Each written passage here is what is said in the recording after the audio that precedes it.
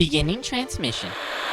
This is the audio log of Dr. Cool, O5 Council member, as well as Supreme Commander Mobile Task Force Alpha 1, also known as the Red Right Hand. Hello everyone.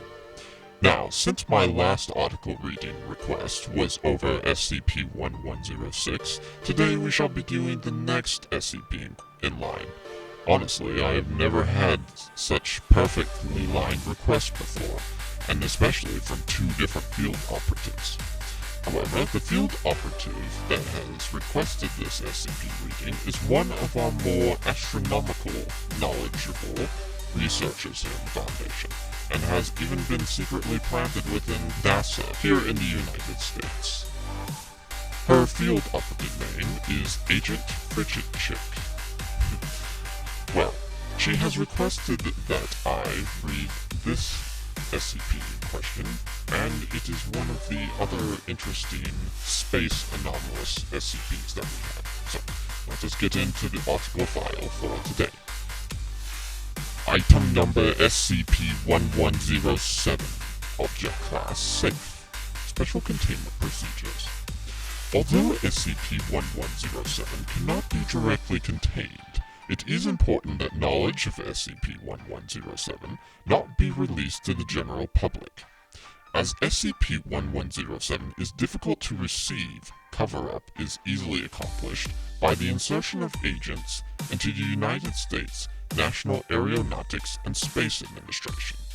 These agents have been attached to research groups studying the telemetry from the following long-distance space probes: Pioneer 10, Pioneer 11, Voyager 1, Voyager 2, and New Horizons, which had been initiated on 2010. More surveillance is only required should further long-distance space probes be launched. Addendum 1107-09. Following the translation work by Dr. Holst, suggestions for reacting to SCP-1107 are outlined by procedures in Addendum 1107-8. Description: SCP-1107 was discovered in 1977 in the telemetry received from the Pioneer 10 long-distance space probe. It has been sequentially rediscovered by any space probe that ventures further than 12 astronomical units, approximately 1.8 billion kilometers, from the Sun. SCP-1107 consists of a radio signal in the extreme low frequency range, normally observed at less than Hz. The low frequency and intensity of the signal means that it is extremely susceptible to interference from natural and man-made sources of particle-based and electromagnetic radiation. As a result, it can only be reliably distinguished from background radiation when the receiver is at an extreme distance from any source of interference. Most crucially, this includes the electromagnetic radiations emitted by the Sun, limiting reception to the outer solar system. The signal exists as a series of low-frequency amplitude-modulated carrier waves. The modulation of these signals varies discretely from either a high or a low amplitude, displaying characteristics of a digitally encoded message. The bandwidth of these signals is extremely low, with estimations of the bit rate being around 90 b/year.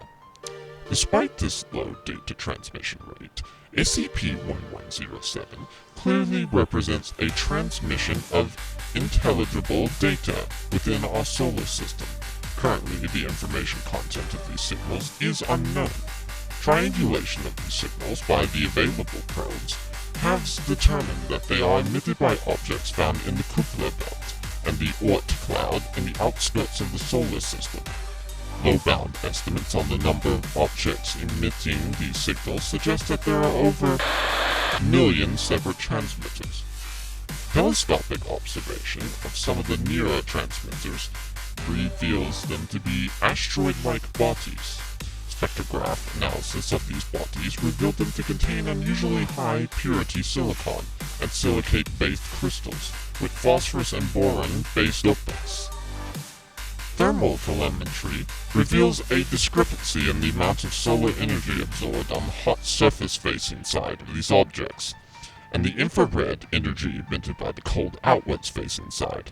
Foundation researchers have hypothesized that this discrepancy would be sufficient to allow extraction of energy for useful tasks.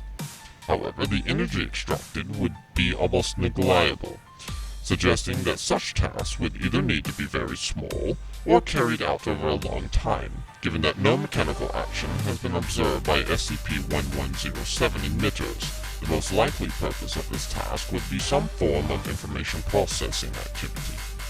Now, for Addendum 1107-8, limited to O5 level clearance only, you all are very lucky that I am an O5 council member. Upon reading this article, you may find it in the description of this video file.